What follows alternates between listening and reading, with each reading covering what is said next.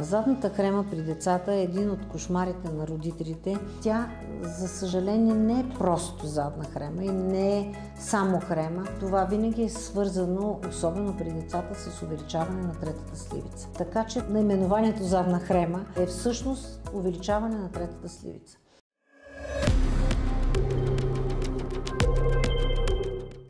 Това изисква много осторожна и точна терапия с продължителност, за да може да се избегне евентуално оперативна намеса. Тъй като лошото дишане на едно дете през носа създава много сериозни проблеми за снабдяването с кислород както на белия дроб, така и на мозъка. Оплакванията винаги са свързани с запушване на носа и лошо дишане на детето. Тук трябва да се избере много продължителна и много безвредна терапия, тъй като третата сливица не е просто заболяване, просто даваме едни капки или едно лечение и тя се стопява или се смалява. Мога да гарантирам с моя опит, че продължителното лечение на такъв тип увеличение на третата сливица и запушване на носа е с природни продукти. Един от тях е цинапсин и, разбира се, промивка с синфоназал. Това са препарати, които могат да се използват без каквото и да е усложнение, без каквото и да е натоварване на организма и, разбира се, с очакване до 10 на дена да има